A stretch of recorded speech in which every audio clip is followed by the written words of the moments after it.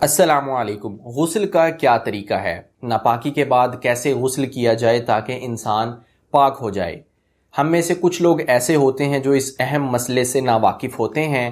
انہیں یہ نہیں پتہ ہوتا کہ غسل میں کیا چیزیں ضروری ہیں کہ اگر وہ چیزیں رہ جائیں تو پھر پاکی حاصل نہیں ہوتی۔ اس لیے آج میں آپ کے سامنے غسل کا طریقہ انتہائی آسان انداز میں بیان کروں گا۔ کوئی بھی بالغ جوان مرد و عورت کسی بھی وجہ سے ناپاک ہو سکتے ہیں۔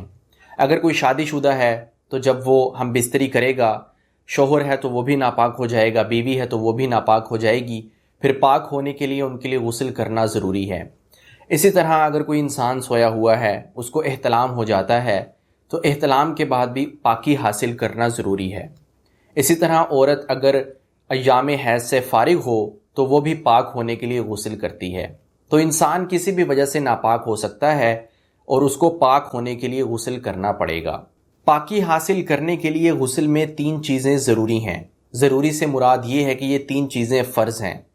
اگر ان میں سے ایک چیز بھی رہ جائے گی تو غسل ادا نہیں ہوگا۔ اس لیے ان 3 چیزوں کا پورا کرنا بہت زیادہ ضروری اور اہم ہے۔ پہلی چیز کہ منہ بھر کر کلی کی جائے۔ کلی اس طرح کی جائے کہ پانی حلق تک پہنچ جائے، آپ کا منہ اچھی طرح صاف ہو جائے۔ دوسری چیز، ناک کی نرم ہڈی تک پانی کو پہنچانا۔ انسان تھوڑا سا پانی لے، اس کو ناک میں چڑھائے اور نرم ہڈی تک پہنچانے کی کوشش کرے، اپنے ناک کو اچھی طرح صاف کرے۔ تو یہ ہے غسل کا دوسرا فرض۔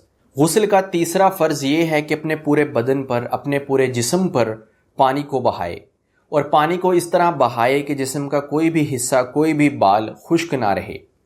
اس میں اس بات کا بھی دھیان رکھا جائے کہ انسان کی جو ناف کا سوراخ ہوتا ہے وہ بھی خشک نہ رہے، اس کو بھی انسان گیلا کرے، اور اسی طرح کانوں کے اندر بھی اپنی انگلیوں کو گیلا کر کے اپنے کانوں کی صفائی کرے، اور اسی طرح پاؤں کی جو انگلیاں ہیں ان کے درمیان خلال کرے تاکہ ان انگلیوں کا درمیانی حصہ خشک نہ رہے۔ نیز اس تیسرے فرض سے مراد یہ ہے کہ انسان مکمل طور پر اپنے جسم کو گیلا اور تر کر لے، اس کے جسم کا کوئی بھی حصہ خشک نہ رہے۔ تو یہ ہیں غسل کے 3 فرائض۔ غسل کی 7 سنتیں بھی ہیں۔ اگر ان میں سے کوئی سنت رہ بھی جائے تو غسل تو ہو جاتا ہے، لیکن ثواب میں کمی آتی ہے۔ اس لیے غسل کے وقت سنتوں کا بھی دھیان رکھنا چاہیے۔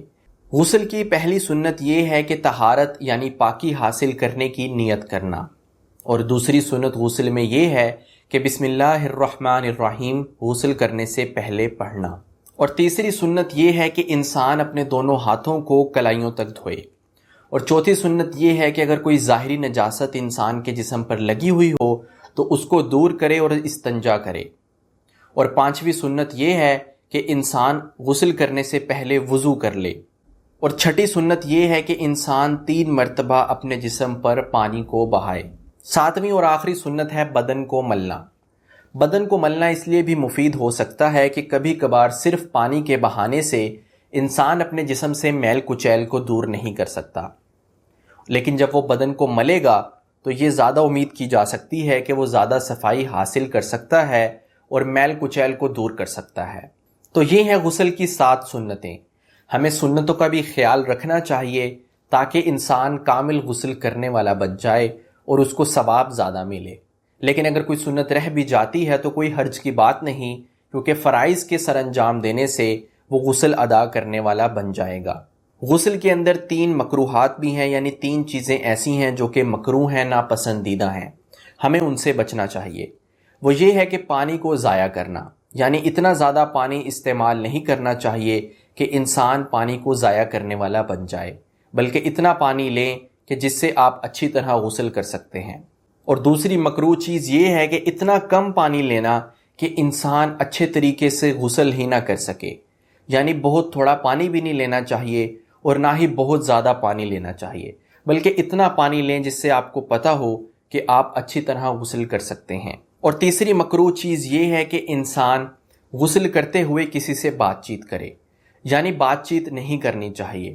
نہایت ہی سخت مجبوری ہو تو اس صورت میں تو انسان کوئی بات کر سکتا ہے، لیکن ویسے کسی سے بات چیت کرنا مناسب نہیں ہے، اس سے بچنا چاہیے۔ تو یہ تھے غسل کے 3 مکروہات۔ میں نے آپ کے سامنے غسل کے فرائض، سنتیں اور مکروہات کو بیان کر دیا۔ اب میں امید کرتا ہوں کہ اس ویڈیو سے آپ کو فائدہ حاصل ہوا ہوگا۔ اللہ تعالی ہمیں عمل کرنے کی توفیق دے۔ اب میں آپ کی اجازت چاہتا ہوں۔ السلام علیکم۔